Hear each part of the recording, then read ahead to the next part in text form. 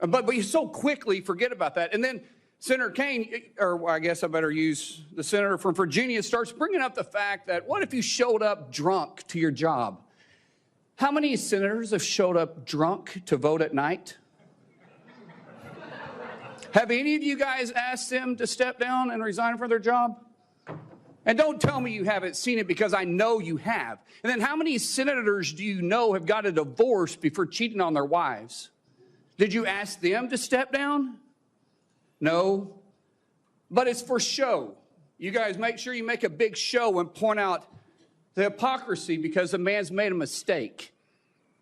Welcome back to the channel, everybody. Honestly, I had to watch this clip 3 times just to make sure I wasn't hallucinating. The sheer unadulterated arrogance coming out of Washington now is mind-blowing. What you are about to see is the DC establishment, specifically guys like Tim Kaine, trying to completely destroy Pete Hegseth. They are sitting up on their high horses, grilling him about his past, acting like they are the supreme moral judges of the universe.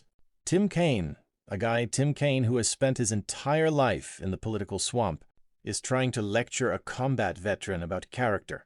But then Senator Mark Wayne Mullen steps in.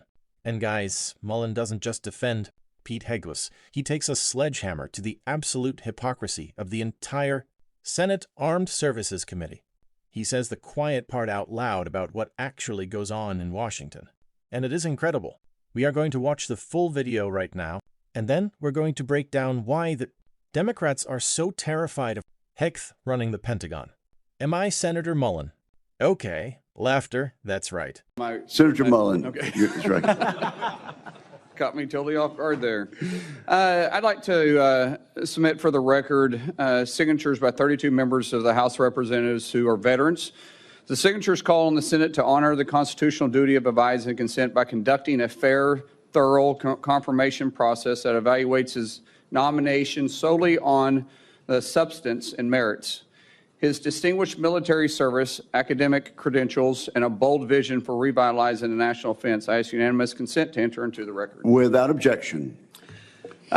You know, there's a lot of talk going about talking about qualifications and then about us hiring him if we are the board. But there's a lot of senators here I wouldn't have on my board because there is no qualifications except your age, and you got to be living in the state and you're a citizen of the United States to be a senator. Other than the fact we got to convince a lot of people to vote for us. And then when we start talking about qualifications for if you're qualified for it, could the chairman tell me what the qualifications are for the Secretary of Defense? Mr. Chairman, could you tell me what the qualifications are for the Secretary of Defense? I'd be happy I'll read it. For you to do that. Yeah. Let me read it for you because I Googled I was getting some advice from I my second in command. Yeah, but I'm just making a point because there's a lot about qualifications, and I think it's so hypocritical of senators, especially on the other side of the aisle, be talking about his qualifications, not going to lead the secretary or be the Secretary of Defense, and yet your qualifications aren't any better. You guys aren't any more qualified to be the senator than I'm qualified to be the senator, except we're lucky enough to be here. But let me read you what the qualifications of the Secretary of Defense is, because I Googled it, and went through a lot of different sites, and really it's hard to see. But in general, the U.S. Secretary of Defense position is filled by a civilian. That's it.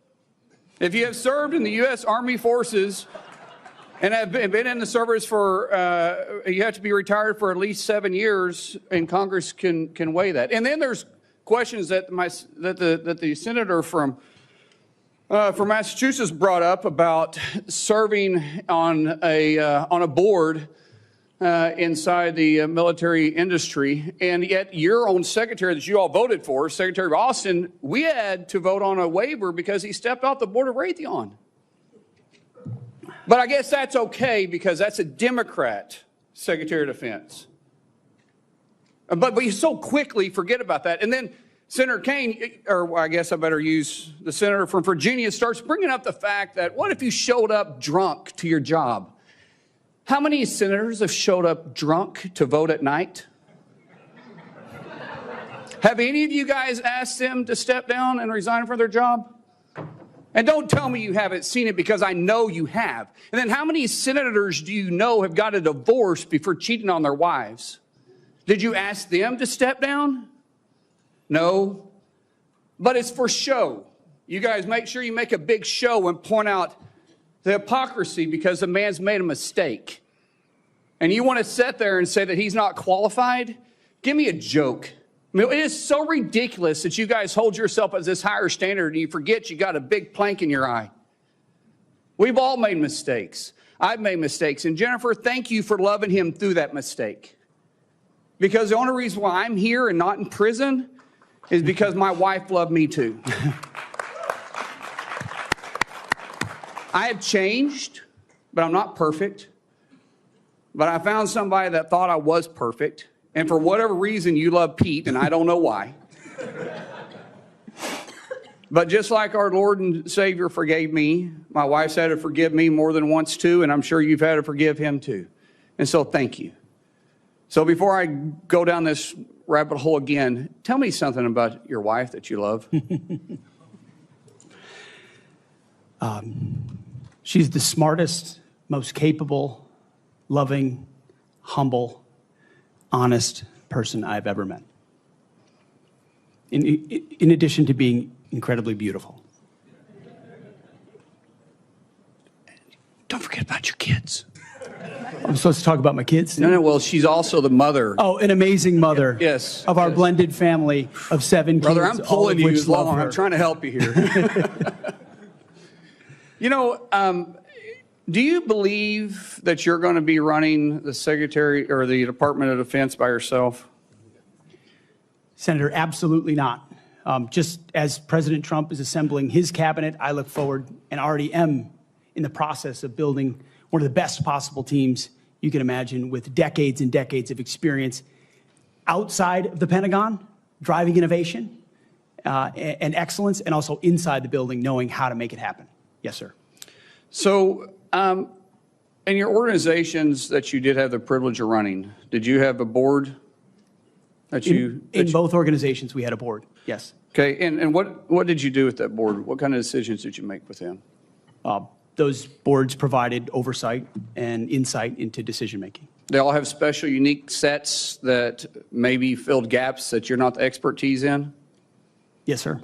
So do you believe you're capable of surrounding yourself with capable individuals that you're going to be able to run those same ideas by and surround yourself with people that are smarter and better equipped in maybe areas that you don't necessarily carry those expertise with?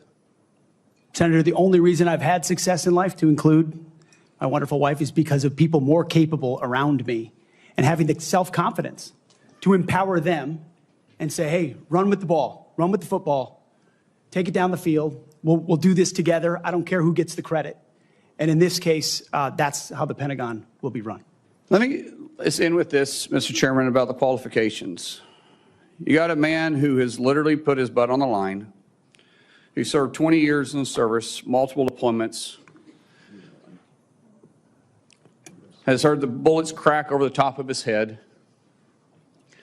has been willing to go into combat, been willing to see friends die for this country, and he's willing to still put himself through this. His wife is willing to still stand beside him, knowing he wasn't perfect, knowing that all this was going to be brought up, and he's still willing to serve the country. What other qualifications does he need? That I yield back. Thank you, Senator Mullen.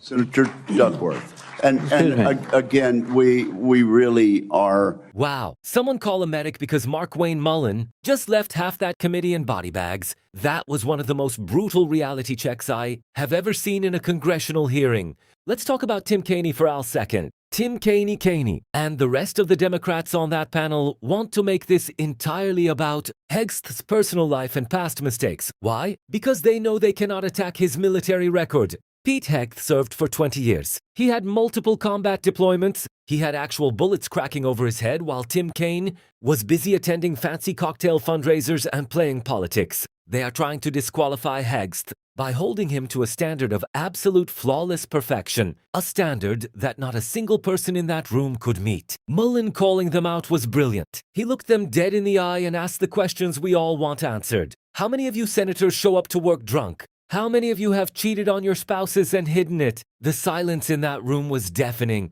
They make a huge show for the cameras, pretending to be outraged, but behind closed doors, they are doing the exact same things or worse. The hypocrisy is just sickening. And then you have the whole argument about qualifications. The law literally states that the Secretary of Defense should be a civilian. That's it. But these politicians act like you need 40 years of bureaucratic desk experience to run the military. Look where that has gotten us. We have a Pentagon that cares more about politics than winning wars. Pete Hegseth isn't part of their club. He's a guy who is actually on the ground in the dirt, dealing with the consequences of the stupid decisions made by the suits in Washington. That is exactly why they hate him. He's going to walk in there, clean house, and they're terrified. And I also have to give massive respect to how Heggs handled himself at the end there. When Mullen gave him the floor to talk about his wife, he didn't get defensive or angry. He was humble. He admitted Nay wasn't perfect. He praised his wife for her strength, her intelligence, and her forgiveness.